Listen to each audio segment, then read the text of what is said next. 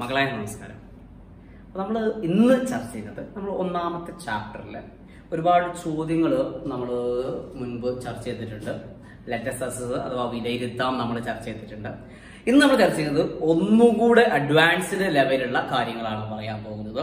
മക്കളോട് ദയവേദി ഞാൻ പറയുന്നു, മക്കള് ഈ ചാപ്റ്റർ തുടക്കം മുതൽ നന്നായിട്ട് പഠിച്ച് ടെക്സ്റ്റ് ബുക്കുകളൊക്കെ നന്നായിട്ട് നോക്കിയിട്ട് നിങ്ങളെ നോട്ടൊക്കെ ഉഷാറായിട്ട് നോക്കിയിട്ട് മാത്രമേ മക്കള് ഈ ക്ലാസ്സിലെ ഓരോ ചോദ്യങ്ങളും ആൻസർ ചെയ്യാൻ ശ്രമിക്കാൻ പാടുള്ളൂ. കേട്ടാ, അതല്ലെങ്കിൽ മക്കൾക്ക് ഒരു ഇത് തോന്നും, ഒരു ഉറപ്പ് തോന്നും, എന്തൊക്കെ ചെങ്ങായി പറയണ്ടേ അങ്ങനെയൊക്കെ തോന്നും. കേട്ടാ, അപ്പൊ തോന്നാതിരിക്കാൻ വേണ്ടിയാ പറയണ്ടേ, നന്നായിട്ട് പഠിച്ചിട്ട് നല്ല മനസ്സോട് കൂടി ഇരിക്കുക. ഓക്കെ കേട്ടോ, ഫിസിക്സിന്റെ പ്രത്യേകത ആണ്, ഫിസിക്സും അറിയണം, അതുപോലെ കുറച്ച് മാത്തമാറ്റിക്സും അറിയണം. അതുകൊണ്ടാണ് ഫിസിക്സ് പൊതുവെ ഒരു പരിധി വരെ കഴിഞ്ഞാൽ എല്ലാവർക്കും ഒരു ബുദ്ധിമുട്ടായിട്ടൊക്കെ തോന്നല്. ഓക്കെ മക്കളെ, അപ്പൊ നന്നായിട്ട് ഒന്നുകൂടി ഞങ്ങളോട് പറയാണ്, നന്നായിട്ട് പഠിച്ച ശേഷം മാത്രം വീഡിയോ കാണാം. അപ്പൊ നമ്മളിന്നൊരു NTSC ലെവലുള്ള കുറച്ച് കാര്യങ്ങൾ ചർച്ച ചെയ്യുന്നത്. അപ്പൊ പല ആൾക്കാർക്കും എന്താ മാഷെ NTSC അറിയാത്ത കുറെ ആൾക്കാരുണ്ട്. അവർക്ക് വേണ്ടിയിട്ട് ഒന്ന് ജസ്റ്റ് ഇൻട്രൊഡക്ഷൻ പറയുന്നു. NTSC എന്ന് പറഞ്ഞാൽ നമ്മളെ ഇന്ത്യയിലെ ഏറ്റവും പ്രഗത്ഭരായ വിദ്യാർത്ഥികളെ കണ്ടെത്തുന്നുള്ള ഒരു എക്സാമാണ്.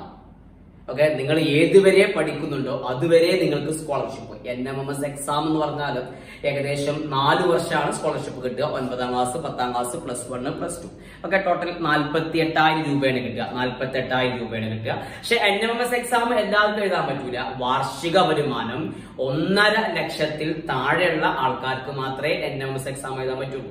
അതായത് ഗവൺമെന്റ് ഉദ്യോഗസ്ഥന്മാരെ മക്കൾക്കൊന്നും NMMS എക്സാം എഴുതാൻ ശരിക്കും പറ്റൂല. പക്ഷെ NTSC എക്സാം അങ്ങനെയല്ല, എല്ലാവർക്കും എഴുതാം, എല്ലാവർക്കും എഴുതാം. ഓക്കെ, അങ്ങനെ വരുമാനത്തിന്റെ ലിമിറ്റ് ഒന്നുമില്ല, ആർക്കും എഴുതാം. ഓക്കെ, അപ്പൊ അതുകൊണ്ട് തന്നെ നല്ല കോമ്പറ്റീഷൻ കൂടുന്ന ഒരു എക്സാമാണ് NTSC exam. Okay, 2 level exam ഉണ്ടാവുക. സ്റ്റേജ് 1, സ്റ്റേജ് 2 എക്സാമുകളാണ് ഉണ്ടാവുക. സ്റ്റേജ് 1 എന്ന് പറഞ്ഞാൽ നമ്മള് സംസ്ഥാന സർക്കാർ, ഓക്കെ, നമ്മള് സ്റ്റേറ്റ് ലെവൽ നടക്കുന്ന എക്സാം ആണ്. അതില് പാസ്സായ കുട്ടികളെയാണ് നമ്മൾ സ്റ്റേജ് 2 എക്സാമിനോട്ട് സെലക്ട് ചെയ്യുക. ഓക്കെ, അപ്പൊ സ്റ്റേജ് 1 തന്നെ അത്യാവശ്യം നല്ല ലെവലുള്ള ചോദ്യങ്ങൾ വരും. ഓക്കെ, സ്റ്റേജ് 2 അതിലേറെ ലെവലുള്ള ചോദ്യങ്ങൾ വരും. പക്ഷേ അതൊന്നും നമ്മളെ കാലിബറിന് അപ്പുറത്തല്ല. ഓക്കെ, നന്നായിട്ട് മകള് സിസ്റ്റമാറ്റിക് ആയിട്ട് പോവാണെങ്കിൽ ഡെഫിനറ്റ്ലി NTSC അല്ല, അതൊക്കെ മേലുള്ള എക്സാമുകൾ പാസ്സായിട്ട് പോരും. ഓക്കെ, മക്കള് ഈ ഒഴിവ് സമയങ്ങളൊക്കെ അത്തരം ചോദ്യങ്ങൾ, ചോദ്യ പേപ്പറുകളൊക്കെ സോൾവ് ചെയ്യാൻ വേണ്ടിയിട്ട് പരമാവധി ഉപയോഗപ്പെടുത്തുക. ഓക്കെ, നമ്മള് NTSCക്ക് വരുന്ന വന്നിട്ടുള്ള കുറച്ച് ചോദ്യങ്ങൾ നോക്കാം. അപ്പൊ ചോദ്യങ്ങൾ ആൻസർ ചെയ്യുമ്പോൾ മക്കൾ ഒരുപാട് ഫാക്ടുകൾ നമ്മൾ ഈ ക്വസ്റ്റ്യൻസ് ആൻസർ ചെയ്യുമ്പോൾ പറയും. മക്കൾ എന്ത് ചെയ്യണം, അതൊക്കെ നിങ്ങളുടെ ഭാഷയിൽ എഴുതി വെക്കുക. ഓക്കെ, ചോദ്യങ്ങൾ ഇവിടെ വരും, ചോദ്യങ്ങളൊക്കെ നല്ല സൂപ്പറായിട്ട് എഴുതി വെക്കുക. ഓക്കെ, അപ്പോൾ അതിലെ ഒന്നാമത്തെ ചോദ്യം ഒരു സർക്യൂട്ട് ആണ്. സർക്യൂട്ട് കണ്ടല്ലോ അല്ലെ? ഓക്കെ, ഒരു 2 ആംപിയർ കറണ്ട് ഫ്ലോ ചെയ്യുന്നുണ്ട്. ഓക്കെ, സർക്യൂട്ട് മക്കളെ വരച്ചിരിക്കട്ടാ, വരച്ചിരിക്കും. ഞാനപ്പോ കൂടെ ഇവിടെ വരച്ചിരിക്കാം. ഓക്കെ, 2 ആംപിയർ കണ്ട് വേദനാവണ്ട.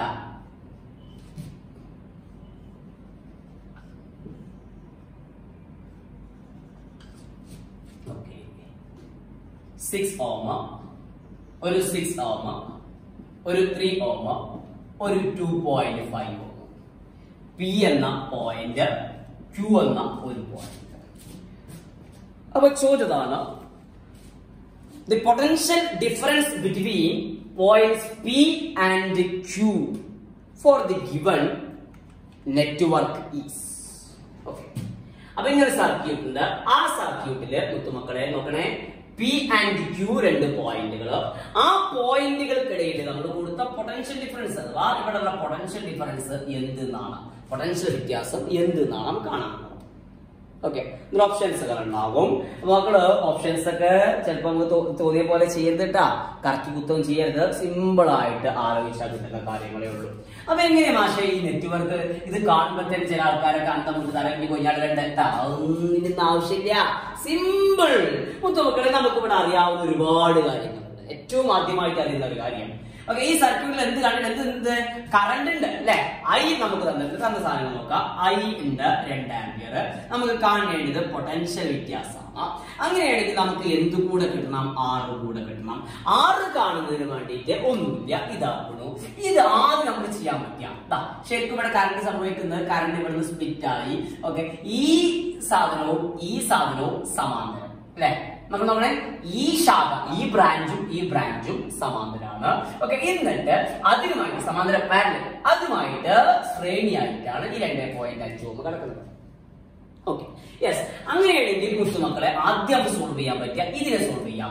6 ഓമും 6 ഓമും 6 ഓമും സമാന്തരം വന്നാൽ, ഓക്കെ, ഇവിടെ നമ്മൾ ട്രിക്കുകൾ ഉപയോഗിക്കേണ്ടത് ഒരേപോലുള്ള ആൾക്കാർ സമാന്തരം പാരലൽ വന്നാൽ നമുക്ക് കിട്ടിയതിന്റെ പകുതി. ഓക്കെ, അങ്ങനെയാണെങ്കിൽ ഞാൻ ഇതിനെ മാറ്റി വരക്കാട്ടോ. ശരിക്കും ശ്രദ്ധിക്കണേ. യെസ്, 2 ആംപിയർ മാറ്റി വരക്കുന്നു മക്കളെ. എക്സാം ഹാളിൽ സിമ്പിൾ ആയിട്ട് കിട്ടും. ഇപ്പോ എല്ലാവർക്കും കൂടി വേണ്ടിയിട്ട് ഈ 6 ഓം ഇങ്ങനെ വരക്കുന്നതിന് പകരം ഞാൻ അതിന്റെ പകരം എന്ത് വരച്ചു? 3 ഓമിനെ വരച്ചു. 3 ഓം. Okay, yes. അഗെയിൻ എന്താണത്? ഒരു 3 ഓം. Okay, yes. അതുമായിട്ട് ഇത് വരച്ചുട്ടാ. ശരിക്കും മനസ്സിലാക്കണേ. ഇതിന് പകരം ഓക്കെ, ഇതിന് പകരം 3 ഓം വരുത്തി. ഓക്കെ, 3 ഓം. ഇനി ഇതാക്കുന്നു ഇവനെ 2.5 ഓം PQ. ഇനി ഏതാ ഭാഷ ചെയ്യേണ്ടി? ഒന്നുമില്ല. ഇനി ചെയ്യേണ്ടത് ഇവരെയാണ്. 3 ഓമും സമാന്തരം പാരലാണെങ്കിൽ കിട്ടുന്ന റിസൾട്ട് വീണ്ടും നമുക്ക് മാറ്റി വരക്കാം. 2 ആംപിയർ കറണ്ട് 3 ഓമും പാരലാക്കി വെച്ചാൽ നമുക്കറിയാം 1.5. Yes, very good. 1.5 ഓം. യെസ്, അഗെയിൻ 2.5 ഓം. 2.5 ഓം. യെസ്, Q PQ ആയില്ലേ? ഓക്കെ, ഇനി എന്താ ചെയ്യാറ്? മാഷേ ഇത് രണ്ടും സീരീസ് ശ്രേണി വെച്ചാൽ 1.5 പ്ലസ് 2.5 എത്ര വരിക മക്കളെ? 4 അല്ലേ? യെസ്, ആയിക്കോട്ടെ. ആയില്ലോ. ഇതിന് പകരം 4 ഓം. ഇതിലൊഴുകുന്ന current 2 ampere P and Q. അങ്ങനെയാണെങ്കിൽ നമുക്ക് കിട്ടിയില്ലേ 6 4 ohm. V is equal to നമ്മുടെ ഇക്വേഷൻ എന്താ? ഇനി അത് ഒക്കെ കണ്ടുപിടിച്ചാൽ അത് കൊള്ളാക്കരുതട്ടോ. V is equal to I into R. V is equal to IR അല്ലേ? യെസ്, ആയിക്കോട്ടെ. അങ്ങനെയാണെങ്കിൽ I എത്ര മക്കളെ? 2 into R എത്ര കിട്ടിയത്? 4. 2 into 4 is equal to 8 volt. നമ്മൾ ഓപ്ഷൻ ഉണ്ടോ? ഓക്കെ, ഓപ്ഷൻ യെസ് മക്കളെ. നമ്മൾ ഒബ്ജക്റ്റീവ് എക്സാമ്പിൾക്ക് വേണ്ടിയിട്ട് ഓപ്ഷൻ ABCDക്ക് പകരം ഞാൻ വിളിക്കുക ഓപ്ഷൻ ആപ്പിൾ, ബിക്ക് ഓപ്ഷൻ ബോള് ബനാന, ബിരിയാണി, വായ്ക്ക പഴം പറയട്ടാ. ഓക്കെ, സി കാറ്റിനെ വിളിക്കാം. ഡി ഡോഗ് ഡോങ്കി ഒക്കെ വിളിക്കും കേട്ടോ. എസ് ആയിക്കോട്ടെ. അപ്പൊ ഇവിടെ ഓപ്ഷൻ ഏതാ? ഓപ്ഷൻ ആപ്പിൾ അല്ലെ? 8 വോൾട്ട്. ഓക്കെ, അപ്പൊ നോക്കിയാൽ ഇതിന്റെ സിംപ്ലിസിറ്റി നോക്കി. ഈ വലിയ സാധനം കണ്ടുകാണ്ടൊരു ബേജാറാവരുത്. ഓക്കെ, ഒരേപോലുള്ള ആൾക്കാര് ആദ്യം ഇവിടെ സമാന്തരം വെച്ചു, സമാന്തരം പാരലായപ്പോ അതിനെ മുറിച്ചു 3 ആക്കി അല്ലെ? ഇതിനെ 3 ആക്കി എഴുതി. Yes, again 3 2.5. ഈ 3 നമ്മൾ വീണ്ടും പാരലൽ ചെയ്താൽ 1.5 2.5 ആണ്. 1.5 പ്ലസ് 2.5 4. ഓക്കെ അല്ലെ? ഈ രീതിയിൽ മാറ്റാൻ കഴിയും. ഓക്കെ, എന്നാല് മക്കളെ ഒരു ക്വസ്റ്റ്യൻ കൂടെ എക്സ്ട്രാ നിങ്ങൾക്ക് തരാട്ടോ. നിങ്ങൾ ഇതിന്റെ കൂടെ എഴുതിരിക്കണേ, അവിടെ സ്ക്രീനിൽ വരില്ല. ഓക്കെ, ഇതായിട്ട് ക്വസ്റ്റ്യൻ ചെയ്യാം.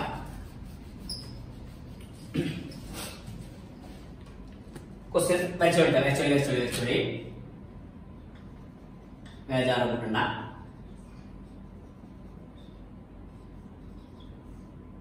ഇങ്ങനെയാണ്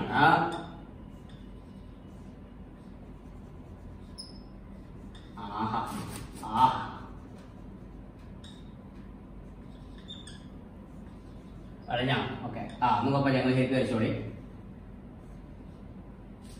ഓക്കെ, P and Q മക്കളെ. ഈ എല്ലാം ഈക്വൽ റെസിസ്റ്റൻസ് ഉള്ള റെസിസ്റ്ററുകളാണ്, പ്രതിരോധകങ്ങളാണ്, ഒരേ പ്രതിരോധകങ്ങളാണ്. ഓക്കെ, എല്ലാവരെയും വിലകൾ തന്നിട്ടുണ്ട്. Marker okay. R is equal to marker തന്നിട്ടുള്ളത് ഒരു 2 ഓം ആയിക്കോട്ടെ. ഓരോന്നിന്റെ വാല്യൂ ഒക്കെ 6 ആണ്. ഒക്കെ 2 ഓം ആണ്. 2 ഓം എല്ലാ പ്രതിരോധങ്ങളെ 2 ഓം ആണ്. അങ്ങനെയാണെങ്കിൽ മുത്തുമക്കളെ ഇതിലൂടെ ഒഴുകുന്ന കറണ്ട് എന്ന് പറഞ്ഞാല് ഒരു 4 ആംപിയർ ആയിക്കോട്ടെ. What is the potential difference between P and Q അതാണ് കാണേണ്ടത്. ഓക്കെ, അപ്പൊ സിമ്പിൾ ആയിട്ട് നേരത്തെ പറഞ്ഞ പോലെ നമ്മൾ ഓരോ സാധനങ്ങൾ എഴുതി വെക്കുന്നു. പക്ഷേ ഞങ്ങൾക്ക് ഇവിടെ തന്നിട്ടുണ്ട് കറണ്ട് തന്നിട്ടുണ്ട് എത്രയാ 4 ആംപിയർ. നമുക്ക് എന്താ കാണേണ്ടത്? വി കാണണം. വി കാണണമെങ്കിൽ നമുക്ക് എന്ത് കൂടെ കിട്ടണം? R കൂടെ കിട്ടണം. ഇത് വല്ലാത്തൊരു സർക്യൂട്ട് ആയല്ലോ. സിമ്പിൾ.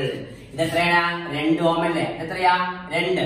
എത്രയാ? 2 2 2 2 2 2 2 2.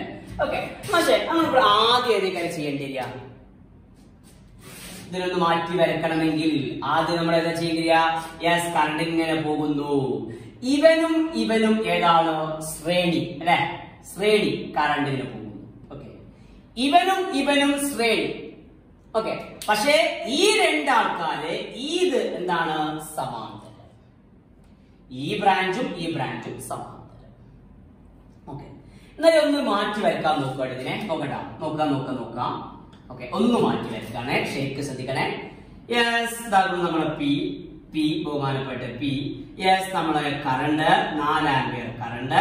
യെസ്, കണ്ടുപിടിട്ടോ. ഞാൻ കണ്ടോളി. 2 ഓം ഇവനെ വരച്ചു ആൻഡ് 2 ഓം ഇവനെ വരച്ചു. യെസ്, 2 ഓം ഇവനെ വരച്ചു. യെസ്, അഗൈൻ 2 ഓം ഇവനെ വരച്ചു. ഇങ്ങനെ കിട്ടിയാ? ഇപ്പൊ ഇതാണ് വരച്ചത്. ഓക്കെ, കറണ്ട് ഇങ്ങനെ പോകുന്നു. ശരി നോക്കണേ. കറണ്ട് ഇങ്ങനെ പോകുന്നു. ഓക്കെ, യെസ്, വീണ്ടും ഇങ്ങനെ ഈ ജംഗ്ഷൻ എത്തി. ഈ ജംഗ്ഷനാണിത്. ഓക്കെ, യെസ്, തെറ്റ്. വീണ്ടും വരക്കാം.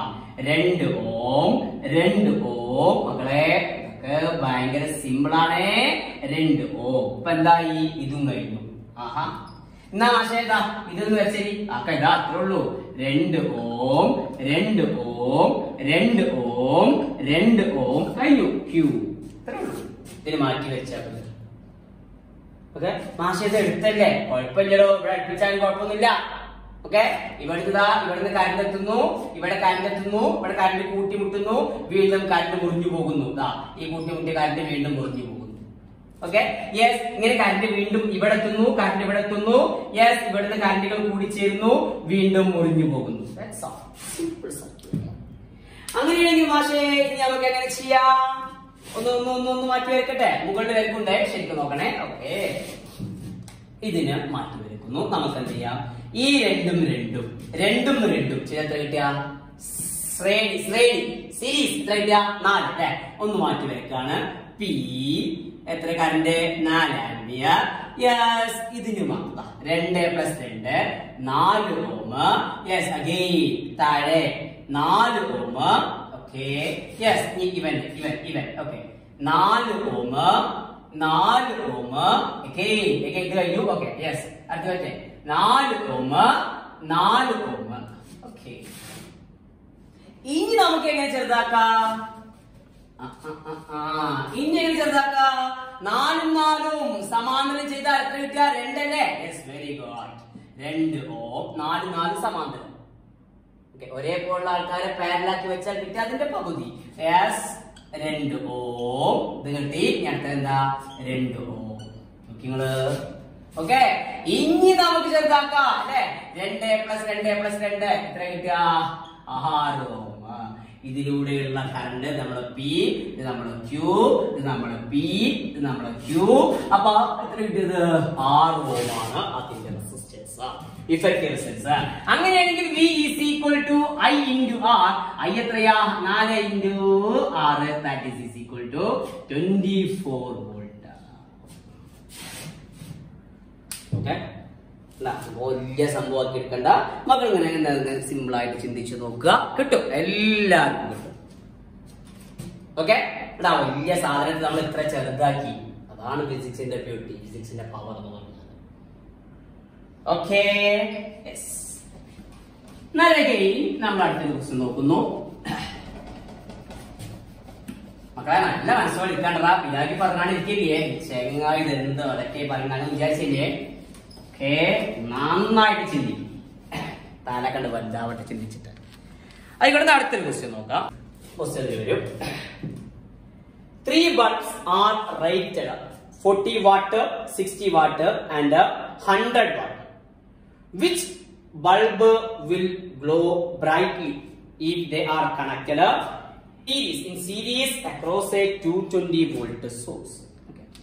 അപ്പൊ ഇവിടെ മക്കള് എക്സാമുകളിൽ കുറെ കാര്യങ്ങൾ ചെയ്യുന്നുമല്ല. ഓക്കെ, ഞാൻ പറഞ്ഞ ഫാക്ട് പറഞ്ഞ ഇതേപോലെ നമുക്ക് ഇതിന് വരും കേട്ടോ. നമ്മളെ SSLC എക്സാമിന് വരും 40 വാട്ടിന്റെ, അതുപോലെ 60 വാട്ടിന്റെ, അതുപോലെ 100 വാട്ടിന്റെ ബൾബുകളാണ്.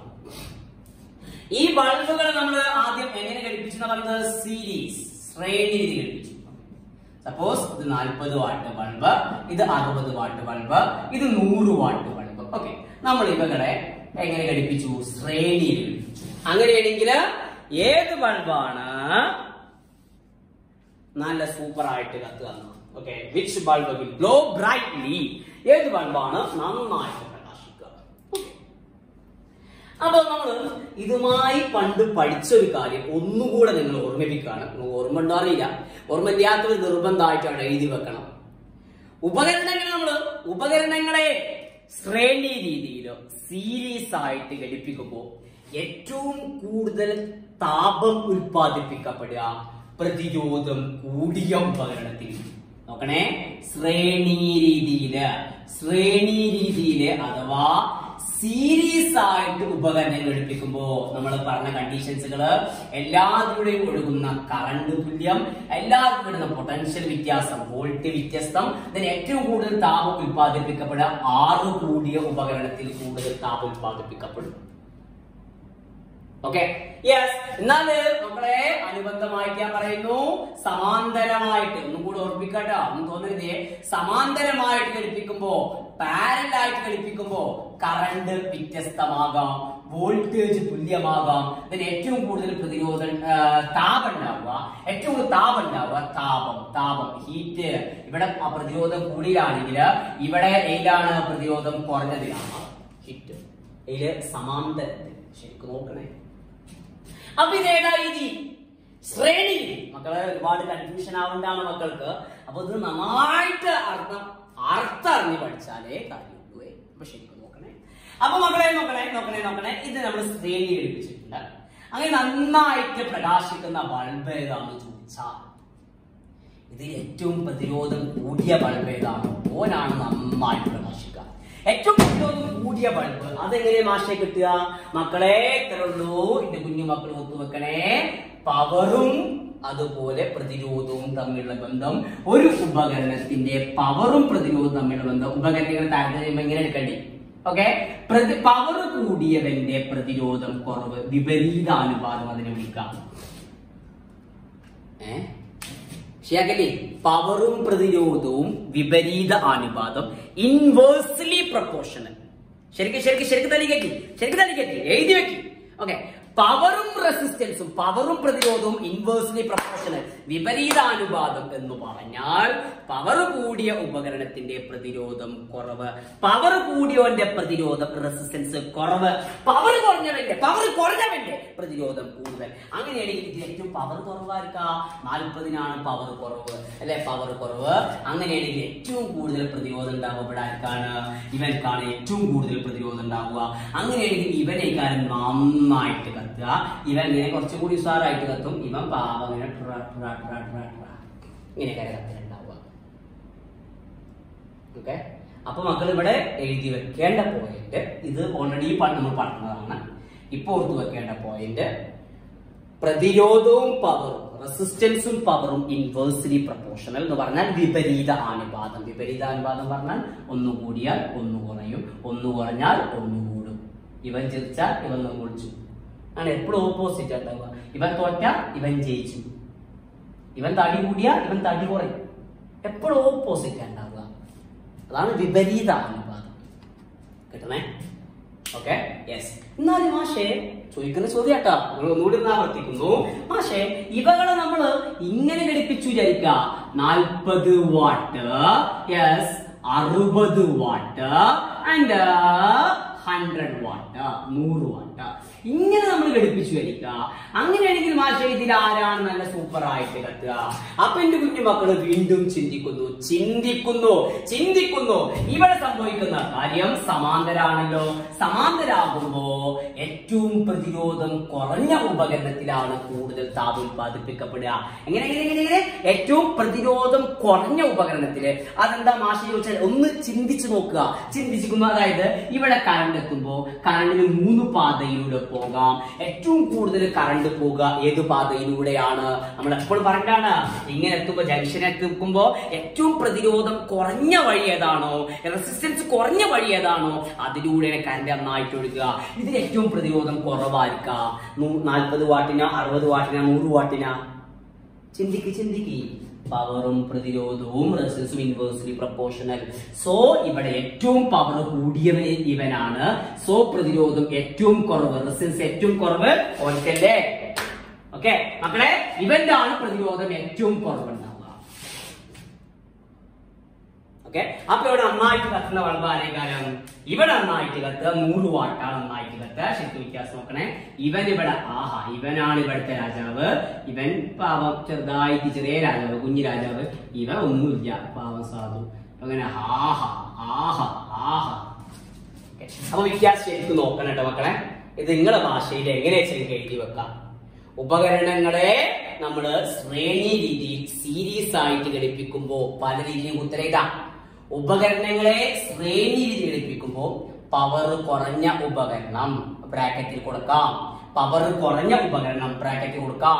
പ്രതിരോധം കൂടിയ ഉപകരണത്തിൽ കൂടുതൽ താപം ഉത്പാദിപ്പിക്കുന്നു. നമ്മുടെ സാധാ ബൾബ് കത്തുന്നത് താപത്താൽ തിളങ്ങുന്നതാ. ഇൻകാൻഡസെന്റ് ലാമ്പ താപത്താൽ തിളങ്ങുന്നതാ. ഓക്കെ, ചൂടായിട്ടാണ് കത്തുക അല്ലെ. അവർ കുറെ ചൂടുണ്ടാവുന്നു, നന്നായിട്ട് കത്തുന്നു. ഓക്കെ, എന്നാൽ ഉപകരണങ്ങളെ സമാന്തരമായിട്ട് പാരലായിട്ട് ഘടിപ്പിക്കുമ്പോ പവർ കൂടിയ ഉപകരണം ബ്രാക്കറ്റിൽ ഇടാം. റെസിസ്റ്റൻസ് പ്രതിരോധം കുറഞ്ഞ ഉപകരണം നന്നായിട്ട് പ്രകാശിക്കുന്നു. ആ ഉപകരണത്തിൽ നന്നായിട്ട് താപം ഉത്പാദിപ്പിക്കുന്നു. നിങ്ങളുടെ ഭാഷയിൽ എഴുതി പഠിക്കണം മക്കളെ. വേറെ ഒരു റൂളും അതിനില്ല. Okay, yes. എന്നാൽ അടുത്ത ക്വസ്റ്റ്യൻ നോക്കാം. നെക്സ്റ്റ് ക്വസ്റ്റ്യൻ നോക്കാം. How much heat does a 40 watt bulb generate? 40 watt 40 watt bulb. So നോക്കണേ, 40 watt bulb generates in 1 hour. ഒരു മണിക്കൂർ കൊണ്ട് 40 വാട്ട് ബൾബിന്റെ പവർ, 40 വാട്ട് പവറുള്ള ഒരു ബൾബ് എത്ര ഹീറ്റ് ഉണ്ടാക്കുന്ന? സിമ്പിൾ, നമുക്ക് അറിയേണ്ട ക്വസ്റ്റ്യൻ തന്നെയാണ്. ഓക്കെ, ഓപ്ഷൻസുകൾ എന്തൊക്കെയാണത്? ഓപ്ഷൻ ആപ്പിൾ 1,44,000 അല്ലെ. Option ball 144, option cat 1.44, option dog 14 joule. Yes, അങ്ങനെയാണെങ്കിൽ ഇവിടെ ഹീറ്റ് കാണണമെങ്കിൽ equation H is equal to മക്കളെ പവർ ഉണ്ട് ടൈം ഉണ്ടെങ്കിൽ സിമ്പിൾ വേഗത്തണം. H is equal to PT. Wonderful, ആയിക്കോട്ടെ. P 40 into T.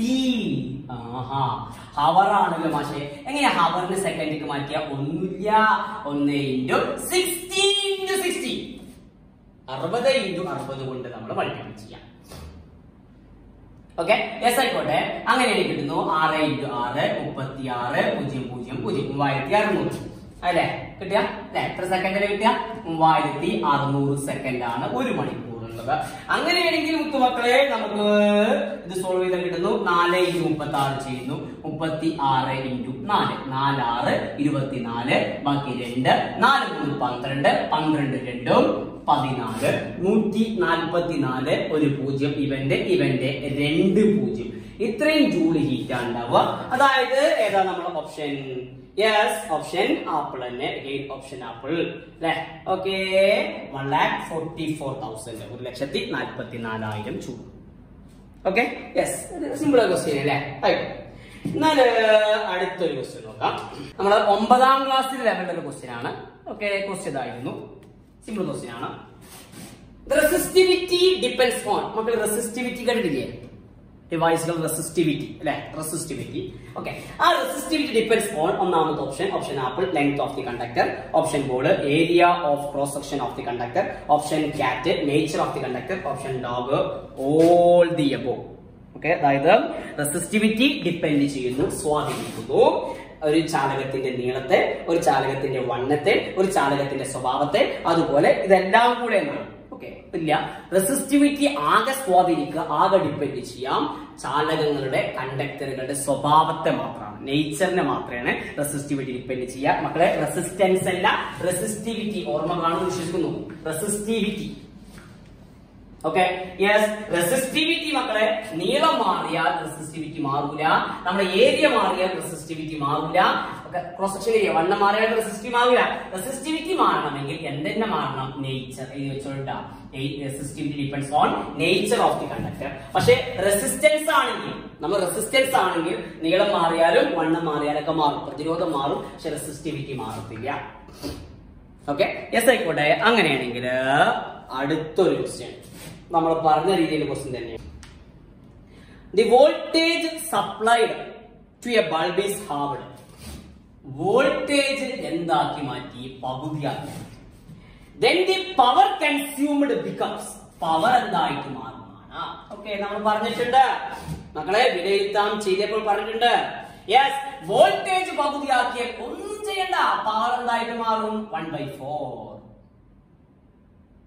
ഓക്കെ മക്കളെ, ഒന്നുകൂടെ ഓർപ്പിക്കുന്നു, 100 വോൾട്ട് 40 വാട്ട് പവറിൽ പ്രവർത്തിക്കുന്ന ഡിവൈസിന് നമ്മൾ 50 വോൾട്ട് കൊടുത്താൽ പവർ എന്തായിട്ടാ മാറുക? വോൾട്ട് പകുതിയാക്കിയാൽ പവർ എത്ര ആയിട്ട് മാറും? 40/4. Okay, is equal to 10 watt ആയിട്ട് മാറും. ഓക്കെ, വോൾട്ട് പകുതിയാക്കിയാൽ പവർ P/4. ഓക്കെ, അവിടെ ഞാൻ കാര്യം പറയട്ടെ, നിങ്ങൾ ഇങ്ങനെ പഠിച്ചോളിട്ടാ. ഓക്കെ, ഇനി വേറെ വേറെ സംഖ്യകളൊക്കെ വരികയാണെങ്കിൽ വോൾട്ട് നമ്മൾ ഇത്ര മടങ്ങാക്കി, എന്തോ ഒരു മടങ്ങ് V/N ആക്കി, ഇത് പകുതിയാകാം, 1/3 എത്രയാകാം. അങ്ങനെയാണെങ്കിൽ പവറിന് വരുന്ന മാറ്റം P/N². എഴുതി വെച്ചോട്ടാ. മാഷ് മനസ്സിലായില്ലല്ലോ? ഒന്നുമില്ല, വോൾട്ടേജ് പകുതിയാക്കി. അങ്ങനെയാണെങ്കിൽ ഇതാ V/2 ആക്കി, N സ്ഥാനത്ത് 2. അങ്ങനെയാണെങ്കിൽ പവർ എന്താകണം? P/N², 2² എന്ന് പറഞ്ഞാൽ P/4 ആക്കണം. ഓക്കെ, അങ്ങനെ പക്ഷേ നമ്മള് വോൾട്ടേജ് ഇത്ര ആക്കി, V/4 ആക്കി. അങ്ങനെയെങ്കിൽ പവർ എത്രയാ വരിക? സിമ്പിൾ അല്ലേ, എന്റെ കുട്ടികളെ ചെയ്യുന്നു. ഇതാ എന്റെ സ്ഥാനത്ത് 4 ആണ്. അങ്ങനെയാണെങ്കിൽ ഇതാ പവർ എത്രയായിട്ട് മാറുക? P/4² is equal to P/16. അത്ര ആയിട്ട് പറയാം. കിട്ടുവോ? യെസ്. അപ്പൊ ഇത് എഴുതി വെച്ചോട്ടാ. ക്ലിയർ ആണല്ലോ? ഓക്കെ മക്കളെ, ഇതൊക്കെ നിങ്ങൾക്ക് നിങ്ങളെ SLC എക്സാമിന് ഉപയോഗിക്കാൻ പറ്റണട്ടാ, NTSC മാത്രമല്ല. യെസ്. ഓക്കെ മക്കളെ, അപ്പൊ നമ്മള് ഈ ചാപ്റ്ററുമായി ബന്ധപ്പെട്ട ചോദ്യങ്ങളൊക്കെ ഏകദേശം ആയിട്ടുണ്ട്. ഓക്കെ, ഇനി ഒരുപാട് ചോദ്യങ്ങൾ വലിയ സ്റ്റേജ് 2 വരുന്ന ചോദ്യങ്ങളൊക്കെ ഉണ്ട്. നന്നായിട്ട് ചെയ്യാൻ ശ്രമിക്കുക. ഡൗട്ടുകളൊക്കെ ഉണ്ടെങ്കിൽ അറിയിക്കണം. മക്കൾ നല്ല രീതിയിൽ ചിന്തിക്കുക. Okay, yes. അപ്പം കൂടുതൽ ഫാക്ടുകളൊക്കെ എന്തെങ്കിലും ആവശ്യമുണ്ടെങ്കിൽ, ഏത് ഡൗട്ടുകൾ ഉണ്ടെങ്കിലും നിങ്ങൾക്ക് ചോദിക്കാം. നിങ്ങൾ ഡൗട്ട് ക്ലിയറൻസ് സെക്ഷൻസ് ഒക്കെ വരുന്നുണ്ട്, അതിൽ നിങ്ങൾ ചെറിയ ഡൗട്ടുകളാണെങ്കിൽ പോലും ചോദിക്കണം. ഓക്കെ, അപ്പൊ എന്റെ മുത്തു മക്കൾക്ക് ഒരിക്കൽ കൂടി എല്ലാവിധ ആശംസകളും. നന്ദി, നമസ്കാരം.